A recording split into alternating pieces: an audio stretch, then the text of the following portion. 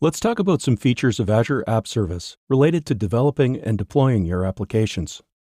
When you deploy your application code to App Service, the code runs on one or more virtual machines. The code isn't actually deployed to each virtual machine, though. There's a file share in Azure Storage that gets attached to each virtual machine, and that's where your code gets deployed. So in your code, you shouldn't reference actual drive letters. There's an environment variable stored on the server called home that matches to the file share that's attached. That way, if you save uploaded files to this directory, for example, the files would be available to all instances of the app service. The size of the content share for the home directory depends on the app service plan pricing tier. This code directory and file share is different than the operating system drive and resource drive used internally by App Service. The pricing tier you choose also decides whether your code runs on virtual machines shared by other customers or ones that are just dedicated to you. On the free and shared pricing tiers, your app is hosted on virtual machines with other customers, but each app gets its own worker process. In the basic, standard, and premium pricing tiers, you get dedicated virtual machines. Regardless of the pricing tier, your application doesn't have full access to the underlying operating system. It runs inside a sandbox. Because remember, the configuration and patching of the VMs is being handled for you. Your app has read access to much of the registry of the virtual machine, but no write access. And of course, that's for Windows-based app service plans. If you choose a Linux-based app service plan, your app runs in its own container. You have root access to the container, but no access to the host operating system is allowed. It's the same if you run Windows containers on App Service. You can find out more about operating system functionality on learn.microsoft.com. Let's talk about configuration. When you know your ASP.NET Core application will be moved to different environments, you store configuration values in an appsettings.json file. Those might be environment-specific values or connection strings. In traditional deployments, you're probably used to deploying a different version of that file for different environments. But in App Service, you can modify those configuration values right in the Azure portal by creating application settings and connection strings with the same name, but different values. As long as the name is the same, the value in the Azure portal will override the value in the uploaded appsettings.json file. With regards to environments, a really great feature of App Service is deployment slots. If you want to have different environments for your application, say one for development, one for user acceptance testing, and one for production, you could create 3 different app services, either on the same app service plan or on different plans. They'd each have their own URLs, and you could configure access control differently on each one of those app services. Deployment slots make that much easier because you configure different deployment slots on the same app service to accomplish the same thing as using different app services. Each deployment slot has its own code and configuration values and its own URL. What makes deployment slots really powerful is that you can easily swap the slots. So swap the deployed code in dev and production, for example, to promote your app. And you can use the application settings and connection strings feature also, so values can get swapped with the code, or they can remain with the deployment slot. So you would want the connection string for production to remain with the production deployment slot, not to get replaced by the development value. Deployment slots will be important once we start deploying code, because you can choose which slot you want to deploy to. When you're deploying an application on premises, you often use Windows Integrated Authentication, so the Active Directory infrastructure handles authentication for you. You don't have that available in Azure App Service because Kerberos authentication isn't available from the network login. On a web server, you might code your own solution with username and password authentication. That's time-consuming and not the most secure approach.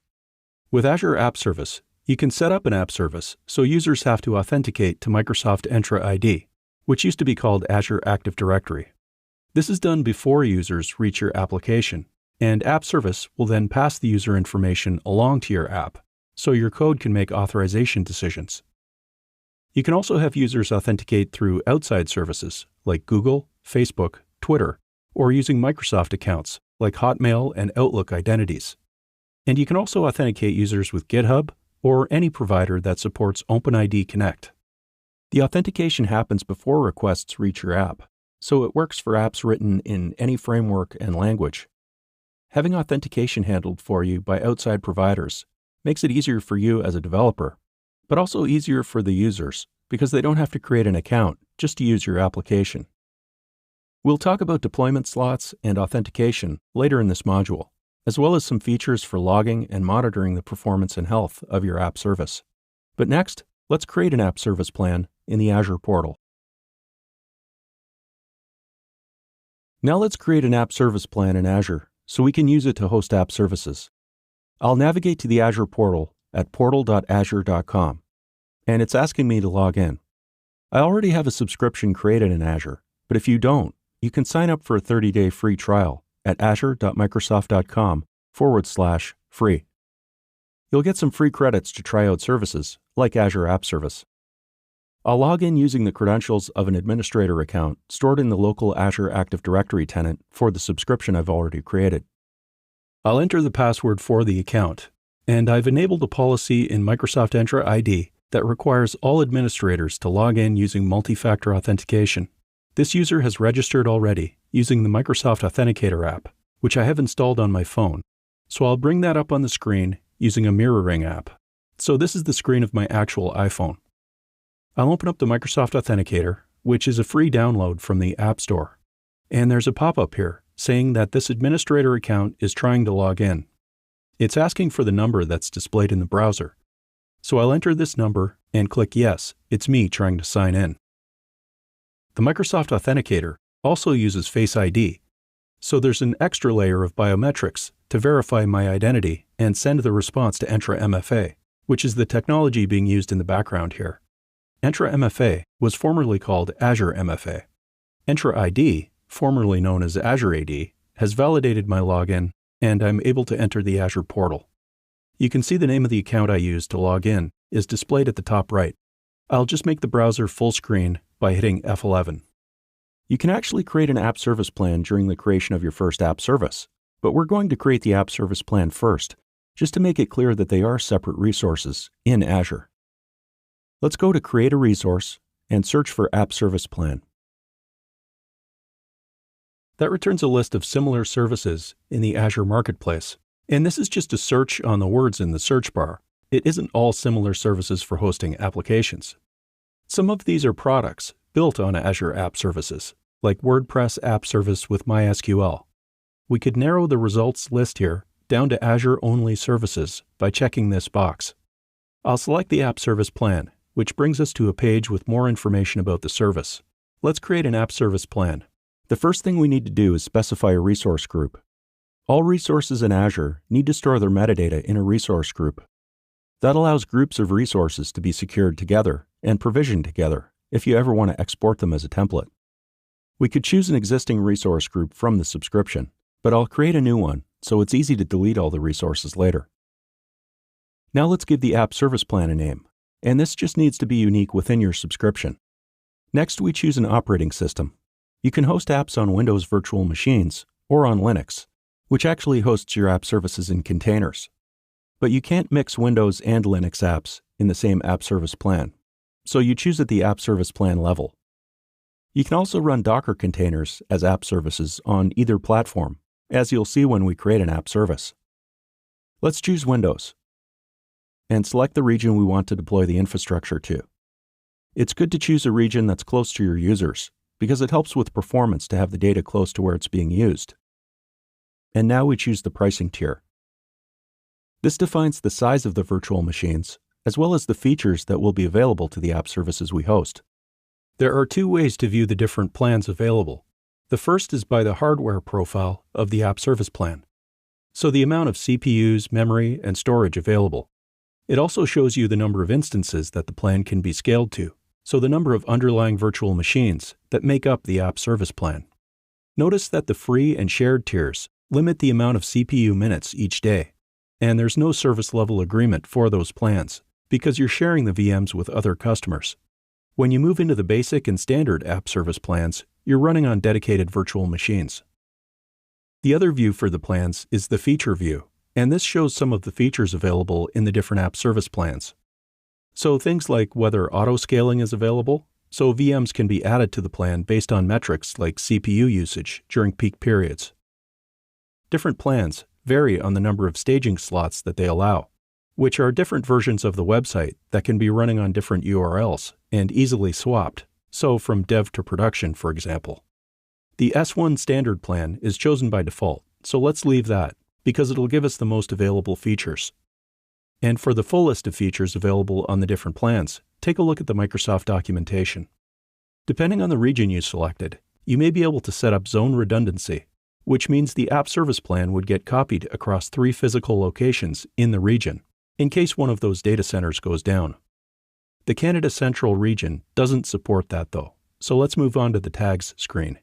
You can create tags, which are useful for billing and automation purposes, but we can do that anytime after the app service plan is created also. So let's create this app service plan. It'll take a few seconds to create. And now we can navigate to the newly created resource. That brings us into the overview page for the app service plan. On the overview page, there are some charts with metrics. Of course, there's no apps on the plan yet that would cause traffic, so this is all empty. And we can see that there are no app services from the apps menu. What's interesting here is that you can't create app services from this screen. You choose the app service plan when you create an app service, as you'll see later in this module. This page just shows the ones that are running on this app service plan. You can see how much storage is being used on this plan. When you upload code, storage is used. It's actually stored outside the virtual machines on a shared drive in Azure Storage.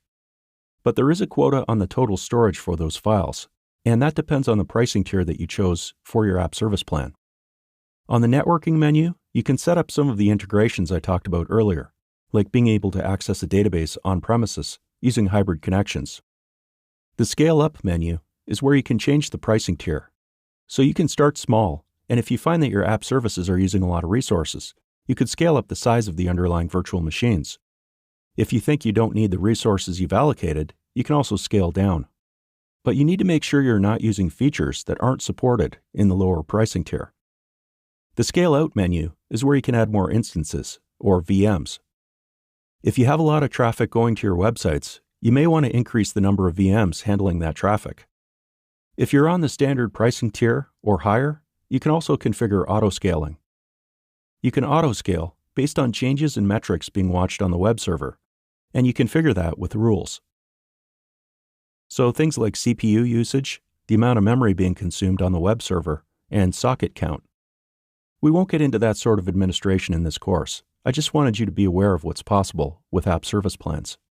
Let's close this and discard these changes. Azure is always monitoring your virtual machines and web servers, so the Metrics tab lets you see graphs of what's being recorded. This uses a service called Azure Monitor, and it's also used by auto-scaling if you set that up to add VMs based on metrics. We don't have any app services on this app service plan, so let's create one next.